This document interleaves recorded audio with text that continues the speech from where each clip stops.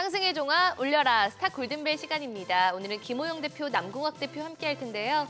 이번 시간 과연 골든벨 울릴 수 있을까요? 먼저 첫 번째 종목 만나보죠. 바로 포스코 홀딩스입니다. 우리가 흔히 포스코 홀딩스 하면 철강을 떠올리지만 최근 2차 전지 관련주로서 또 강한 상승 보여줬죠? 그렇습니다. 지난해 4분기 실적이 저점을 찍고 반등할 것으로 예상되면서 강세 흐름이 시작이 됐는데요. 이는 연초에도 한번 설명을 드렸었던 부분입니다. 제가 올해 유망 섹터로 2차 전지, 그중에서도 리튬 원자재 관련주들을 꼽아드렸었는데요. 여전히 강세 예상이라고 말씀드렸고 이 부분이 지금 현재 주가에 반영이 되고 있다고 보시면 되겠습니다. 여기에 최근 호주의 진달리 리소스와 미국 점토 리튬 프로젝트 업무 협약까지 체결을 했는데요. 포스코 그룹의 리튬 사업이 점차 확대되면서 더욱 성장할 것으로 예상되고 있습니다. 네, 최근에 매서운 상승 기세를 뽐내는 포스코 홀딩스 계속해서 우상향 추세 이어갈까요? 올려라 골든벨. 골든벨이 기분 좋게 울렸습니다. 두 분 모두 추가 상승이 가능하다는 의견 주셨네요.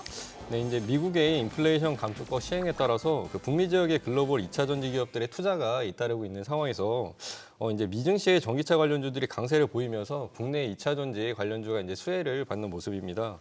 또한 이제 최근 유럽판 미국 인플레이션 감축법이라 불리는 그 핵심 원자재법으로 관련 수혜주에 이제 관심이 몰리는 상황에서 동사가 호주 진달리 리소스와 그 업무 협약을 체결을 하고 미국에서 점토 리튬 사업 추진하는 점이 이제 부각됐다고 볼 수 있겠고요.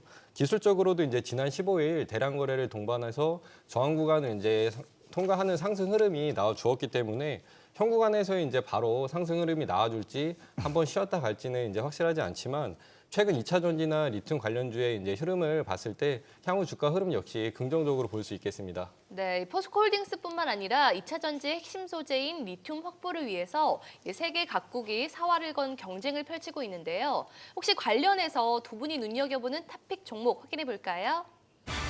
네, 남궁학 대표님은 포스코 홀딩스 그리고 김우영 대표님은 성일 하이텍이라고 말씀해 주셨는데 이유 들어볼게요.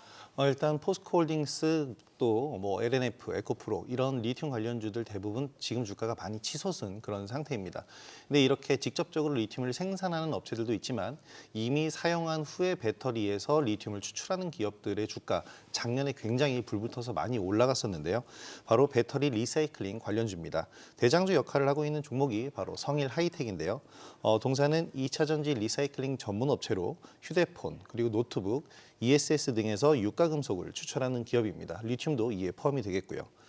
포스코를 비롯해서 2차 전지 소재 기업들 대부분 실질적으로 리튬을 바로 생산하는 것보다 생산하는 것도 물론 투자를 많이 하고 있지만 리사이클링 시장에 계속해서 뛰어들고 있는데요. 시장 규모가 2030년에는 60조 원에 이를 것으로 전망되면서 앞으로 성장세 그리고 지금 현재 많이 오르지 않은 성일하이텍의 주가를 본다면 충분히 매력적인 위치라고 할 수 있겠습니다. 네, 남궁학 대표님은 포스코 홀딩스요. 네, 저는 이제 앞서 말씀드린 포스코 홀딩스를 좋게 보고 있는데요.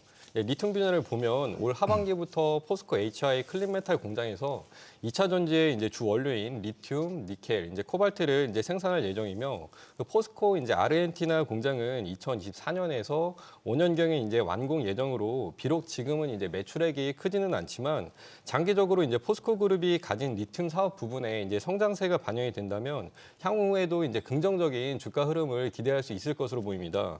동사의 경우 이제 리튬 관련주 중에서 지금 이제 PIR이 낮고 ROA가 높은 기업으로 지주회사 할인율을 감안하더라도 배당까지 고려했을 때는 리튬 관련주 중에서 탑픽으로 보고 있습니다. 네, 참고하시기 바라고요. 그렇다면 이번에도 골든벨 울릴 수 있을까요? 두 번째 종목 만나보죠. 바로 디어유입니다. 이 디어유는 SM의 손자 회사이자 또 아티스트와 팬들이 소통하는 플랫폼 운영사인데요. 최근 SM을 둘러싼 경영권 분쟁에서 최대 수혜주로 또 큰 주목을 받았어요. 네, 이제 동사는 올해만 하더라도 이제 70% 이상 상승하는 이제 강한 모습을 보여주고 있는데요. 최근 이제 국내뿐만 아니라 해외에서도 K-팝 팬들이 꾸준히 이제 늘어나며 동사의 이용 고객이 늘어나고 있는 상황이고요. 2020년도에는 90만 명이 된 유료 구독자가 지난해 170만 명으로 늘었고 올해 같은 경우는 230만 명을 돌파할 것으로 지금 예상이 되고 있습니다. 이제 또한 현재는 지금 이제 1대 주주인 SM과 그리고 이제 2대 주주인 JYP 소속 가수들만 현재 속해 있는 상황인데 최근 벌어지고 있는 그 하이브와 카카오의 SM을 둘러싼 경영권 분쟁에서 어느 쪽이 이기더라도 동사의 IP가 확장될 가능성이 높기 때문에 동사의 반사이익을 입을 것으로 기대가 되는 상황입니다. 네, 이번 SM의 경영권 분쟁에서 꽃놀이패로 통하는 디어유가 계속해서 투자 매력 뽐낼 수 있을까요? 두 분의 의견 확인해 보죠. 울려라 골든벨. 이번에도 골든벨이 울렸습니다. 최근에 많이 상승하기도 했는데 그래도 두 분 모두 긍정적인 의견 주셨네요. 네. 그렇습니다. 단기적인 관점에서는 상승을 계속해서 보일 것으로 예상이 됩니다. 오늘은 조정을 좀 받았지만 M&A와 관련된 이슈는 예상하기가 힘든 그런 부분이 있습니다. 그렇지만 분명한 것은 이 M&A가 어떤 식으로 진행이 되든 간에 디어유는 가장 큰 수혜주가 될 거고요. 최근 많이 올랐지만 경영권 분쟁이 그만큼 장기화되고 계속 이슈를 양산한다면 디어유의 주가도 계속 변동성을 보일 겁니다. 일단 디어유는 SM의 자회사로 가장 중요한 플랫폼을 가지고 있는데요. 팬 소통 플랫폼 버블을 운영 중입니다. 이 버블은 팬이 자신이 좋아하는 아티스트와 개인적으로 프라이빗 메시지를 주고받을 수 있는 서비스인데요. 이 부분 하나만을 두고 보더라도 어느 쪽으로 M&A가 되든 아티스트의 확장성이 늘어나는 부분이기 때문에 매출적인 부분, 더군다나 가장 유리한 부분은 마케팅비가 전혀 들지 않고 소속사의 연예인들로만으로도 충분히 매출을 올릴 수 있는 구조이기 때문에 어디로 매각되든 수혜를 볼 것으로 예상됩니다. 네, 이 말씀해주신 대로 SM을 둘러싼 경영권 분쟁이 격화되는 가운데 이 SM뿐만 아니라 자회사, 하이브, 또 카카오 등 관련 기업들의 주가도 큰 변동성을 나타내고 있습니다. 이 관련주에 대해서는 어떤 대응 전략이 유효할까요? 네, 이제 SM 주가가 이제 하이브가 처음에 제시한 공개 매수 가격을 지금 넘어서면서 결과를 이제 쉽게 예측하지 못하는 상황에 이제 접어들고 있습니다. 이제 주가 흐름 역시 이제 지배 구조가 가시권에 들어오기 전까지는 변동성이 클 수밖에 없어 보이고요. 이번 M&A 다툼은 이제 어느 측이 그 소액 주주들의 실익에 부합하는 주주 제한을 내고 주총 우호 세력을 확보하는지에 따라 이제 승패가 갈릴 것으로 이제 예상이 되는데 아직까지 하이브의 공개 매수 기간이 남아 있기 때문에 공개 매수 마감일인 그 다음 달 1일까지는 주가 추이를 좀 더 지켜보시면서 대응하시는 게 좋겠습니다. 네, 참고하시기 바라고요. 이제 마지막으로 만나볼 핫 종목은 바로 위메이드입니다. 이번 주 게임주 위메이드가 급등세를 연출했습니다. 먼저 상승 배경 살펴볼게요. 먼저 실적 기대감입니다. 가장 중요한 부분이라고 할 수가 있겠는데요. 신작 라인업의 확대로 2분기 흑자 전환이 예상이 됩니다. 지난해까지는 지속적으로 적자 지속을 기록을 했는데요.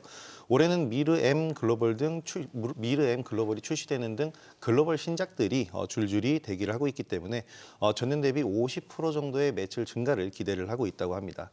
하지만 이 실적에 대한 부분은 증권사 리포트마다 각기 좀 방향 그리고 평가가 좀 다른데요.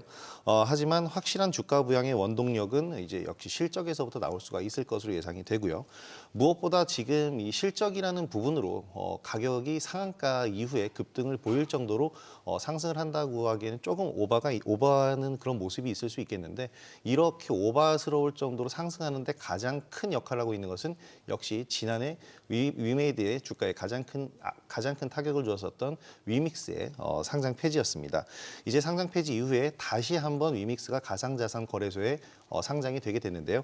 국내 가상자산 거래소인 코인원에 재상장을 하게 되면서 위메이드가 급등을 보이고 있습니다. 네, 그렇다면 위메이드 주가가 그동안의 부진을 털고 빠른 회복에 나설 수 있을까요? 올려라 골든벨.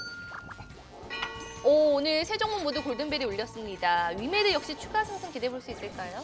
네, 이제 앞서 김호영 대표님께서 한번 말씀을 해주셨지만 이제 국내 주요 거래소인 코인원에서 지금 이제 위믹스가 재상된 것은 위메이드에서 이제 기다려온 이제 가장 큰 호재라고 볼 수가 있겠고요.